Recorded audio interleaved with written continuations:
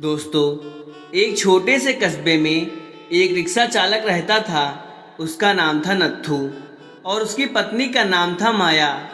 यह कहानी राजस्थान की है। यह कहानी सच्ची घटना पर आधारित है। यह कहानी भगवान के चमत्कार की है, लेकिन नाम काल्पनिक हैं। इसके सभी पात्र काल्पनिक हैं। इस कहानी को मैंने अपने ढंग से लिखने का प्रयत्न किया है। नत्थू बहुत ही नेक दिल इंसान था। वह रोज ऑटो रिक्शा लेकर जाता और लोगों को उनके घर पहुंचा आता।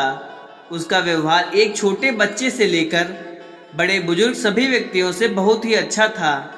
अपने मधुर व्यवहार के कारण लोग उसे पहचानने लग गए थे। रात के 1 बजे भी किसी को अगर आवश्यक कार्य से बाहर जाना होता तो वह बेचारा 1 बजे भी उठ जाता। किसी को भी मना करने की उसकी आदत नहीं थी। महिलाएं रात के समय भी उस ऑटो रिक्शा चालक की ऑटो में बिना संकोच बैठ जाती थीं, क्योंकि वह था ही इतना नेक दिल इंसान। सभी गांव के लोग उसको बहुत ही प्यार करते थे। उसकी 3 बेटियां थीं, चांदनी, अंकिता और तनु। वह सभी पढ़ाई कर रही थीं। एक बड़ी बेटी तो पढ़ाई कर चुकी थी। उसने अपनी बेटी को 12वीं कक्षा तक पढ़ा दिया था। बाकी दोनों बेटियां शिक्षा ग्रहण कर रही थीं। उसने अपनी बड़ी बेटी की शादी तय कर दी थी। भगवान का दिया उसके पास गुजारे लायक काफ़ी था। ऑटो रिक्शा चालक ने अपनी बेटी का विवाह एक अच्छे परिवार में तय कर दिया था। उसके ससुराल वालों ने शादी की तारीख निश्चित कर दी थी। ऑटो रिक्शा चालक ने रात दिन मेहनत करके अपनी बेटी की शादी के रुपए जुटाए थे। उसने अपनी बेटी के गहने, कपड़े और शादी का सारा सामान खरीद लिया। वह अपनी बेटी की शादी का इंतजार कर रहा था। वह एक दिन भगवान के मंदिर में पूजा करने चला गया और मंदिर में पूजा कर कहने लगा कि हे भगवान, मेरी बेटी की शादी जल्द ही होने जा रही है। अपनी बेटी की शादी का सामान खरीदने में मुझे कोई कमी नहीं आई। आपकी दया से सब कुछ ठीक चल रहा है। सारा सामान भी आ चुका है। खाने पीने का सारा सामान भी आ चुका है। शादी के 2-3 दिन रह गए थे। अपनी बेटी के पास जाकर बोला, मेरे पास देने के लिए ज़्यादा कुछ तो नहीं है, पर मैंने तुम्हारे लिए थोड़े से गहने भी बनवा दिए हैं। तुम्हारी दोनों बहनों के हाथ भी पीले करने हैं। तुम्हारा हाथ एक अच्छे परिवार में दे रहा हूँ। लड़का अच्छी नौकरी करता है। तुम्हें वहाँ पर कोई भी किसी भी प्रकार की कमी नहीं रहेगी। बेटा, लड़की तो पराया धन होती है। उसे तो एक ना एक दिन ससुराल जाना ही पड़ता है। बेटा, निराश ना हो। आज मैं तुम्हें एक शिक्षा दे रहा हूँ। अपने ससुराल में बड़ों का सम्मान करना, अपने सास ससुर की खूब सेवा करना। मैं तुझे यह सीख दे रहा हूँ, बड़ों की आज्ञा का पालन करना, अपने सास ससुर को ही अपने माता पिता समझना। तुम्हें मैंने 12वीं तक की शिक्षा दी है और सिलाई भी सिखा दी है। तुम्हारे ससुराल वाले अगर तुम्हें नौकरी करने देंगे तो करना, वरना नहीं। हमारी मान मर्यादा का ख्याल रखना बेटा। लड़की ससुराल में अपने सद्गुणों से सभी को अपना बना लेती है। सास ससुर तुझे डांट डपट करें तो सोच लेना, तुम्हें तुम्हारे अपने माता पिता डांट रहे हैं। मेरी इज्जत का सम्मान करना। अपनी बेटी को समझाते हुए कह रहा था। समझाते समझाते उसकी आंखों में आंसू आ गए थे। घर में शादी का माहौल था। घर में रिश्तेदारों का तांता लग गया था। दिन को सभी लोग आ जाते थे। किसी को क्या पता था कि होनी तो कोई और ही खेल खेल रही थी। शायद वह उसकी परीक्षा ले रही थी। शादी के केवल 3 दिन बचे थे। रात को ऑटो रिक्शा चालक के घर में भयंकर आग लग गई थी। सभी लोग सो रहे थे। रात को उसका सारा घर आग की लपटों की चपेट में था। उसकी घर की छोटी बेटी अंकिता पानी पीने के लिए उठी। उसने देखा चारों ओर धुआं ही धुआं था। उसने दौड़कर अपने माता पिता को जगाया। तीनों बेटियां चिल्लाने लगीं, आग आग, कोई हमें बचाओ। बड़ी मुश्किल से रिक्शा चालक ने पिछली बालकनी से जाकर एक डंडे के सहारे बालकनी से निकलने की कोशिश की। घर के सभी सदस्य बाल बाल बचे, लेकिन घर का सारा सामान जलकर नष्ट हो गया था।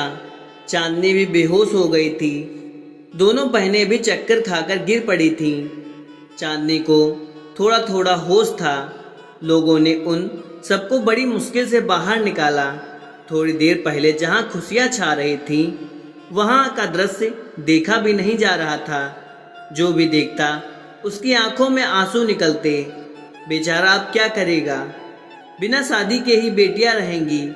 दूल्हा तो अब उसे ब्याहने से रहा। कुछ लोग तरह तरह की बातें करते, जितने मुंह उतने बातें।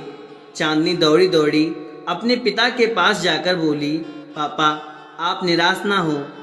आपने इतनी मेहनत से मेरी शादी के लिए रुपए जोड़े थे। पापा, आप जरा भी चिंता मत करो। मेरी किस्मत में यही लिखा था, आप निराश ना हो। मुश्किल की इस घड़ी में हमें कमज़ोर नहीं पड़ना है। मैं आपका बेटा नहीं हूँ तो क्या हुआ? आपने बेटों की तरह हमारी परवरिश में कोई कमी नहीं रखी। हम तीनों बहनों को वह सब कुछ दिया जो आपने आपसे बन पड़ा। तब तक दोनों बहनें अंकिता और तनु भी उठ गईं। वह भी अपने पापा के पास जाकर खड़ी हो गईं। पापा, हम सब आपकी ताकत हैं। हम तीनों आपकी बेटियां ही बेटे हैं। आज से हम भी आपके साथ कमाएंगे।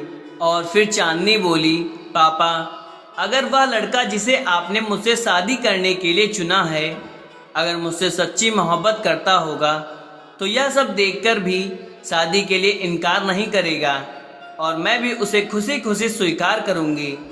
आप जरा भी चिंता मत करो। उन तीनों ने मिलकर अपने पापा को उठाया। मोहल्ले के सारे लोग इकट्ठा हो गए थे। सब आपस में कह रहे थे कि ससुराल वालों को वह क्या कहेगा। जो भी आता शोक व्यक्त करके चला जाता। नत्थू के घर के पास लोगों का तांता लग गया। सभी कहने लगे कि तुम तो नेकी करके कमाते थे। तब नत्थू बोला, शायद भगवान की भी यही मर्जी होगी। उसकी पत्नी माया आकर बोली कि बड़े भगवान का नाम लेते फिरते हो। यह सब कुछ दिया आपके भगवान ने। भगवान का नाम लेकर भी आपके भगवान ने आपको यह सिला दिया। इस घर में भगवान का नाम अब कभी मत लेना। वह बोला, भाग्यवान, यह तो नियति का खेल है। भगवान को क्यों कोसती हो? तीनों बेटियों ने बड़ी मुश्किल से अपनी माँ को संभाला। किसी ने प्रेस में खबर कर दी। अगले दिन समाचार पत्र में आ गया कि नत्थू राम का घर जलकर स्वाहा हो गया। दूसरे दिन जब लोगों ने देखा ऑटो रिक्शा चालक नत्थू का घर आग की लपटों में जलकर पल भर में नष्ट हो गया था। उसकी बेटी की शादी को कुछ ही दिन रह गए थे।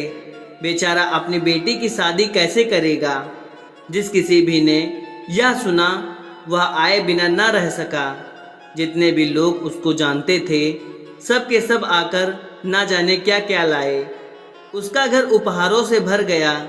कोई जेवर लाया, कोई कपड़े, कोई राशन, कोई रुपए। जिन सभी नेताओं ने सुना सभी ने नत्थू राम की सहायता की।